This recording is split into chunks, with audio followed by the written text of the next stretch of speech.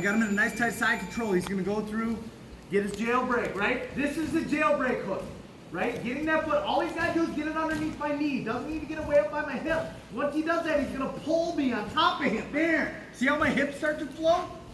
Now, as I pull my hips backward, he's just gonna go through me to make space, right? Does that make sense? Now, his weight's on my shoulder. You see that? My head's starting to drop already. So as he puts his weight forward, I post that hand. He's going to try to grab that hand and sweep me, right? So I got to defend it. As my hips come back, he's going to shoot that arm under my shoulder and sweep me the other way. Yep. Boom. Right? So if my weight's forward, I know I'm in danger. So I'm going to sit down and start posting off. This is where John's going to move on to what we're doing today, you see? He's got control of my hand. As I'm trying to post away, he's letting me, like a rubber band, he throws me by. Does that make sense? So this is all based off the other person's reaction.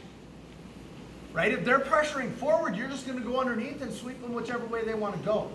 Rather than trying to say, I'm going to sweep you that way. And then when it doesn't work, you go, you didn't tell me what to do now. Right? That's what I sound like in my head.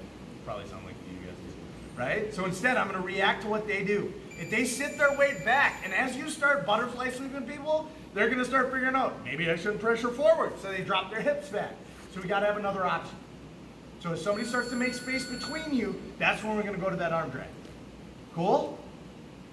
So we're going to get to that arm drag, right? I made my space, bam. I hit that arm drag, I get to my leg right here. Now, there's a number of things he can do first. Okay? I've got this hook already buried. So if I try to climb up and put my other hook in, my hips are too far to the side. I'm not going to be able to get it in there. He's just going to knock me off.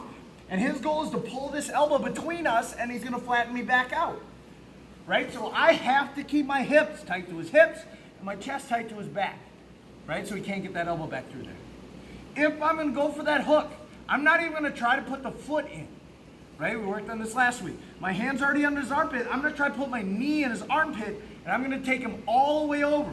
So my hand goes into his armpit, I go up and over, and I'm going to roll, pulling his leg all the way over to the other side. Right? We fall, I'm already on my choking arm, I can get my second hook. Make sense?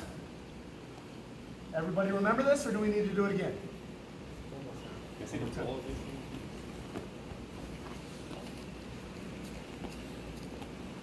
Stays. Right? I start threatening my sweeps. It doesn't work. He makes space. I'm gonna yank to the side, right? Now I can try to put that foot in. I'm just too old and inflexible, so I'm gonna go up and over. My foot hooks on his leg. I take him all the way over.